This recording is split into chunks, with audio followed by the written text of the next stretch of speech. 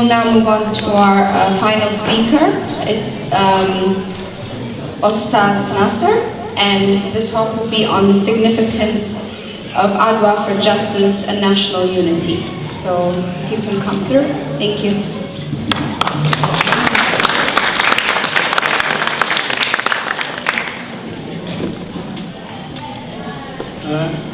Bismillah ar-Rahman ar-Rahim. እንደምን አመሻችሁ። በመጀመሪያ የኢትዮጵያ ታሪክ ማኅበርን ይህን መሰል ዝግጅት አዘጋጅቶ ሁላችንንም በአገር ጉዳይ ላይ የታሪካችን አንድ አካል የሆነው የአድዋ በዓል ላይ እንድንነጋገር ስላደረገን ላመሰግን እወዳለሁ። እንግዲህ ጠንካራ ትውልድ ለመገንባት ማንነታችንን የትናንት ማንነታችንን ማወቅ የሚጫወተው ሚና ከፍተኛ ነውና የኢትዮጵያ የታሪክ ማኅበር በሁሉም የታሪክ መስኮች ላይ መሰል ስራዎችን ሰርቶ ወደ መድረክ እንዲያቀርብልንና ከታሪክ የምንጠቀመው ነገር ያመቻችልን ዘንድ በዚህ አጋጣሚ በመጠየቅ እወዳለሁ። በመጀመሪያ እንግዲህ የታሪክ ምሁር አይደለሁም፣ ሂስቶሪያን አይደለሁምና በታሪክ ጉዳይ ላይ እዚህ ሳወራ ታሪካዊ ትንታኔ ይሰጣል ብላችሁ እንደማትጠብቁ ተስፋ አደርጋለሁ። ስለዚህ ታሪካዊ ትንታኔ አልሰጥም። የኔ ትኩረት የሚሆነው የአድዋ በዓል ወይም የአድዋ ድል ለፍትህና ለአገራዊ አንድነት ያለው ጠቀሜታ ሲግኒፊካንሱ ምንድነው የሚለው ላይ ነው የማተኩረው። ሁላችሁም እንደምታውቁት እንግዲህ ታሪካችን አወዛጋቢ በርካታ አወዛጋቢ ነገሮች አሉት። የትናንት ታሪካችን ዛሬን ሲያወቁ አንዳንዴም ደግሞ የጦርነት ነጋሪት ሲያስነግሩ ይስተዋላል። ከዚህ ለመውጣት እንግዲህ የታሪክ ምንነትን አውቀን ከታሪክ ጋር እንዴት ዲል ማድረግ አለብን የሚለውን ማውሳት አስፈላጊ ይመስለኛል። ወደ ሌላ ነገር ከመሄዴ በፊት እንግዲህ ታሪክ ምንድነው የሚለውን ሁላችንም ማየታችን ተገቢ ነው። ለታሪክ ያለንን እይታ ማስተካከል፣ ከታሪክ ምን መውሰድ አለብን፣ የአድዋም ድል ሆነ ሌላው ለኛ የሚሰጠው ሲግኒፊካንስ ምንድነው የሚለውን እንድንረዳ ያደርገናል። ስለዚህ ታሪክ ምንድነው የሚለውን ጥያቄ ሳንመልስ ከታሪክ ለመጠቀምና ዛሬያችንን ተረድተን ነገን እንገንባ የሚለውን ወደፊት ለማስኬድ አስቸጋሪ ይሆናል። እንግዲህ ታሪክ ስንል ያለፈ ክስተት ነው፣ ተሰርቶ ተከናውኖ ያለፈ ነገር ነውና ያ ማለት ደግሞ ልንለውጠው አንችልም ማለት ነው። ታሪክ ያለፈ ነገር ከሆነ ልንለውጠው የምንችለው ጉዳይ አይደለም። ስለዚህ ዛሬ ላይ ቆመን ደግሞ ትናንትናን ማሰብ ባልነበርንበት ባልኖርንበት ባለፈ ነገር ላይ ያንን ክስተት ማሰብ ነገሩን የበለጠ ውስብስብና አንዳንዴም ጨለማ ያደርገዋል። ስለዚህ ከታሪክ አንጻር ከታሪክ ጋር ዲል በምናደርግበት ጊዜ ሰዎች ያለንን እይታ በሶስት ነገር ከፍለን መመልከት እንችላለን። ሰዎች ታሪክን አይተው አንዱ ነገራቸው ምን ሊሆን ይችላል? ዛሬ ረስተው ትናንትን ሊኖሩ ይችላሉ። የትናንት ድላችንን ስናወሳ ዛሬ ማግኘት ያለብንን መስራት ያለብንን ነገር ልንረሳ እንችላለን።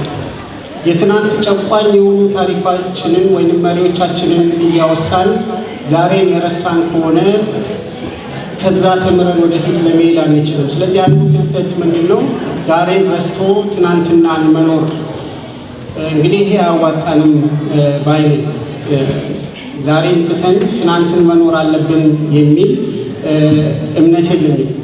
አንዱ እይታ ግን ያ ነው። በቃ ስለ ታሪክ ስናወራ ሁሌ ትናንትን እያወራን በዳይ ነበሩ፣ ጨቋኝ ነበሩ፣ ረግጠውን፣ ገርፈውን፣ አሰቃይተውን እያልን እሱን እያወራን ወይንም ደግሞ አባቶቻችን ተዋድቀው ያመጣዋት ለነጻነት መስዋዕት የከፈሉባት ሀገር እያለን እያቆራን ግን እኛ የዛ ባለቤት ሳንሆን የምንሄድበትን ነገር ተገቢ አይደለም።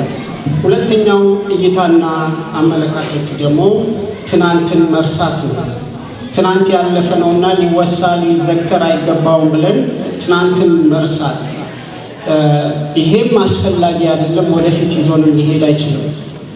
ስለዚህ ሶስተኛው ትናንት ያለፈ ነገር ነውና ከትናንት ምን እንማር ብሎ ትናንትን መማሪያ ማድረግ ነው። ስለዚህ የአድዋ ታሪክን ስናወራ ከአድዋ ታሪክ ምንድነው ልንማር የምንችለው? በተለይ ብዙ ጠቀሜታ ቅድምም ሲሰነዘሩ የነበሩ ጠቀሜታዎች ቢኖሩም እኔ ማተኮር የምፈልገው ለአገራዊ አንድነት እና ለፍትህ ያለውን ሲግኒፊካንስ ማየት ያስፈልጋል ላለው ታሪክ መማሪያ ነውና። ስለዚህ የአድዋ ድልን ስናከብር ሲግኒፊካንሱ ምንድነው፣ ምን እንማርበት የሚለውን መመልከት ጠቃሚ ነው። በተለይ ለዚህ ትውልድ አሁን ላለንበት ለኛ የሚሰጠው ጠቀሜታ አስፈላጊነት እንድምታው ምንድነው ብለን ማየት ያስፈልጋል። የአድዋ ጦርነት የነጻነት ትግል ነው። ያልጨቆነም ባይነት ትግል ነው። ጭቆና ኢፍትሃዊ ነው፣ ፍትህን እንጂ ሌላን አልቀበልም ብለው ኢትዮጵያውያን ያደረጉት ትግል ውጤት ነው። ኢትዮጵያውያን ያልኩት እንግዲህ አድዋ ላይ የተሳተፉት ከሁሉም የሀገሪቱ ክፍል የመጡ ሰዎች የተሳተፉበት ስለሆነ ነው። ስለዚህ የአድዋን ድል የዚህኛው ብሔር የዛኛው እምነት ብለን የምንተው ጉዳይ አይደለም። የሁሉም ኢትዮጵያውያን የጋራ ታሪክ ስለሆነ ቅድም ወደዚህ ከመምጣቴ በፊት አንድ ጎረቤቴን አገኘኋትና አድዋ የማን በዓል ነው አለች። በጣም ያስደነገጠኝና አድዋ የኢትዮጵያውያን በዓል ነው አልኳት። ግን ያለው ግንዛቤ ለመረዳት እንግዲህ የሞከርኩት አድዋ በምንልበት ጊዜ ለአንድነት ለአንድ አካባቢ ነዋሪ አድርጎ የመውሰድ ቴንደንሲ አለ ማለት ነው የሚለውን ያሳየኛል። ግን ያ አይደለም። ስለዚህ በተለያዩ አገራዊ ጉዳዮችም ላይ የሚነሱ ነገሮች አሉ በብዛት የምንሰማቸው የአድዋንም ጨምሮ። ለምሳሌ የሙስሊሙ ኮንትሪቢዩሽን ለአድዋ ምንድነው ይባላል። ይሄም ያሳስበኛል። የክርስቲያኑ ኮንትሪቢዩሽን ምንድነው ብሎ አንድ ሰው ስለ አድዋ ቢጠይቅ አብዷል ወይ ነው የሚባለው። የሙስሊሙ ስለምን ይጠየቃል? የሀገራዊ በዓል ከሆነ የሁላችንም በዓል ከሆነ ሁላችንንም የሚያሳትፍና ሁሉም ሰው በዛ ወቅት የነበሩ የራሳቸውን ኮንትሪቢዩሽን አድርገው ያለፉበት ዘመቻ ነው። ስለዚህ የአድዋን ድል በምንመለከትበት ጊዜ የአድዋን ጦርነት በምንመለከትበት ጊዜ አፄ ምኒልክ የክተት አዋጅ ሲያውጁ 100,000 የሚያህል ሰራዊትን ነው የክተት ዘመቻ አውጀው ወደ ሰሜን የዘመቱት። ወደ ሰሜኑ የሀገራችን ክፍል ወደ አድዋ ሲዘምቱ ከተለያየ ሀገር ላይ የተነሱ 100,000 ሰራዊትን አሰልፈው ነበረ። እንግዲህ የአፄ ምኒልክን ጦር ልዩ የሚያደርገው ልዩ ትኩረት የሚያሰጠው የቁጥሩ ብዛት ብቻ ሳይሆን ድፍን ኢትዮጵያን የወከሉ መሆኑ ነው። ስለዚህ ከየትኛውም የሀገሪቷ ጫፍ ላይ ተነስተው የሄዱ መሆኑ ቁጥሩ ብቻ ትልቅነት ሳይሆን ከሁሉም የሀገሪቷ ክፍል ላይ ተነስተው የሄዱ መሆኑ ልዩ ትኩረት የሚሰጠው ነው። እንግዲህ ጸሐፊ ባህሩ ዘውዴ የኢትዮጵያ ታሪክ ከ1847 እስከ 1983 በሚል መጽሐፋቸው ላይ ምን የሚል አስፍረዋል? ነፃነትና የሀገር ድንበርን የማስከበር ጥሪ ጦር ያላከ የሀገሪቱ ክፍል አልነበረም ይላሉ። ስለዚህ በዛ ወቅት ከየትኛውም የሀገሪቷ ክፍል ለጦርነት ያላከ አልነበረም። ስለዚህ የሁሉም ኢትዮጵያውያን የዛ ሳንል ኮንትሪቢዩሽን ነበረበት። ስለዚህ የዛ ሲግኒፊካንስ ምንድነው? አገራዊ አንድነትን የማምጣት ከፍተኛ የሆነ ሚናን ተጫውተዋል ማለት ነው። ለዚህ ነው ድሉ የሁሉም ኢትዮጵያውያን ነው የሚያስብለው። ግን የአድዋ ድል ከኢትዮጵያም አልፈን ለአፍሪካም ድል ነው ብለን ማሰብ እንችላለን። የመላው ጥቁር ህዝብና የጭቁን ህዝቦች ድልም ነው። ምክንያቱም ጭቆናን አልቀበልም ለፍትህ እንጂ ለሌላ ነገር አልቆምም የሚል ጦርነት ከመሆኑ ጋር በተለይ ከአድዋ ጦርነት በኋላ የተለያዩ የአፍሪካ አገሮችም ለዛ ድል ያደረጉትን ነፃ ለመውጣት ያደረጉትን ትግል ሁላችንም የምናስበው ነው። ይሄንን እንግዲህ ቀደም እንዳልኩት የታሪክ ምሁር ስላለው የታሪክ ምሁራን በስፋት ያንን ሊገልጹ ይችላሉ። ሌላም እንግዲህ የውጭ ጸሐፊዎችን በምንመለከትበት ጊዜ ለምሳሌ ጆርጅ በርክሊ የተባለ እንደው በጽሁፉ አድላዊ ነው ተብሎ የሚታሰብ ሰው ስለ አድዋ ሲጽፍ የተናገረው ምንድነው?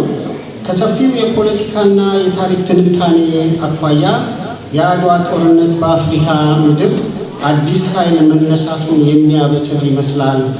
የዚች አህጉር ተወላጆች የማይናቅ ወታደራዊ ኃይል ሊሆኑ እንደሚችሉ ልናሰላስል ተገደናል የሚል በጽሁፉ ላይ አስፍሮ እናያለን ማለት ነው። እንግዲህ በወቅቱ የነበሩ የተለያዩ ገዢዎች ልዩነትን ወደ ጎን በመተው እንግዲህ በዛ ጊዜ የነበሩ የተለያዩ ገዢዎች ልዩነት እርስ በርሳቸው አልነበረም ማለት አይደለም። አንዱ ሌላውን ለመጣል ያደርጉ የነበረው ትግል በአገር ደረጃ በውስጥ ደረጃ ቀላል አልነበረም። ግን ያንን ነገር ትተው የአገር አንድነት በመጣ ጊዜ ሁሉም ህዝቦች ከጫፍ ጫፍ ነገስታቱንም መሳፍንቱንም ጨምሮ የተነሱበትን ሁኔታ እናያለን ማለት ነው።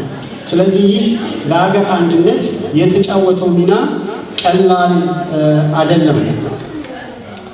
እንግዲህ ታሪክ ያንን ካልን እኔ ብዙ ጊዜ ታሪክ መማሪያ ነው ብዬ ነው የማስበውና ይህ ትውልድስ የሚለውን ግን ከዚህ መድረክ ይዘን ብንሄድና ብናስብበት የተሻለ ተገቢም ነው ብዬ አስባለሁ። ዛሬ ላይ በአገር አንድነት ላይ ልዩነቶቻችንን ትተን የአገር አንድነት ሲመጣ አብረን የምንቆምበት ሂደት አለ ወይ የሚለው ሁላችንም ማሰብ ያስፈልገናል። ዛሬ በአገር ደረጃ መንግስታቶች የተለያዩ ስምምነቶች ያደርጋሉ። ለአድዋ ጦርነት መንስኤ የሆነው እንግዲህ የውጫሌ ትሪቲ አለመከናወን ወይም አለመከበር ነው ካልን ዛሬ መንግስቶቻችን የሚወስዱት ስምምነቶች ላይስ እንደው እኛም ፕሮአክቲቭ ሆነን የምናደርገው አስተዋጽኦ አለ ወይ የሚለው ልናስብበት ይገባል። ዛሬ ያለነው ትውልድ ከምን ጊዜ በተለየ የሀገሬ ጉዳይ ያገባኛል፣ የሀገሬ ጉዳይ የኔ ነው ብለን በአንድነት መቆም ይኖርብናል። እርግጥ ነው ሀገራችን የብዙ ብሔር ብሔረሰቦች ሀገር ናት፣ እንዲሁም እምነቶች። ግን ያ ብሎ ማለት ውበታችን እንጂ ሊሆን የሚገባው የልዩነት ምንጭ መሆን የለበትም።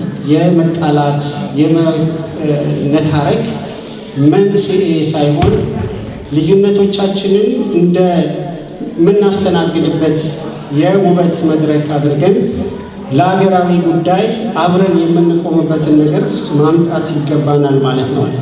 ስለዚህ በማንኛውም መስክ አክቲቭ ሆነን የሀገሬ ጉዳይ ያገባኛል የሚለውን ትኩረት በተለይ ወጣቱ ትውልድ ሊሰራበት የሚገባ ነው። ዛሬ ብዙ ፖሊሲ ቀረጻዎች ላይ ያለን ሚና ምንድን ነው የሚለውን ማየት ያስፈልጋል።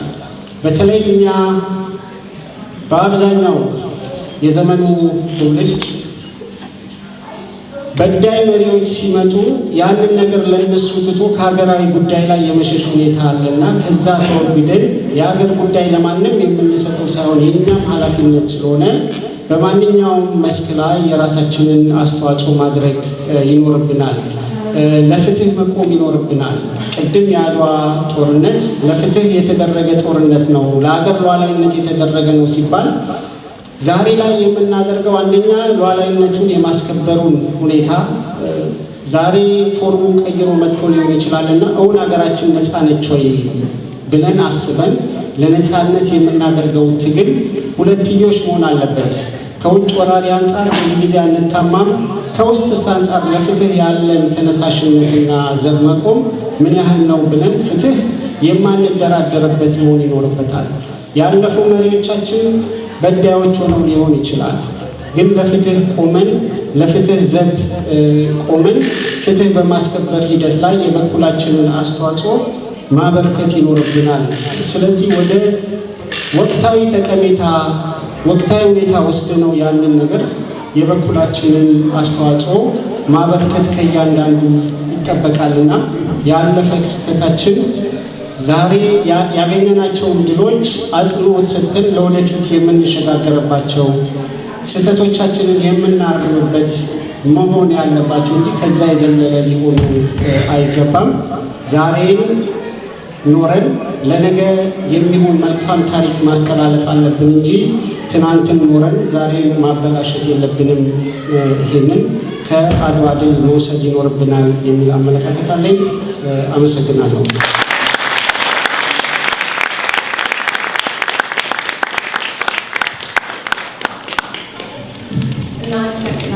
Ustaz Nasser, thank you. So the talk was in Amharic, so I'm just going to say a few words in English about it, what I got from it personally. For me, the focus was justice and unity. So it's looking at history and going forward with what positive things that we had from history, but also learning from the non-positive things that happened and looking forward with unity for the future. And also looking at Adwa as a victory that was contributed to by everyone and not a specific group or people.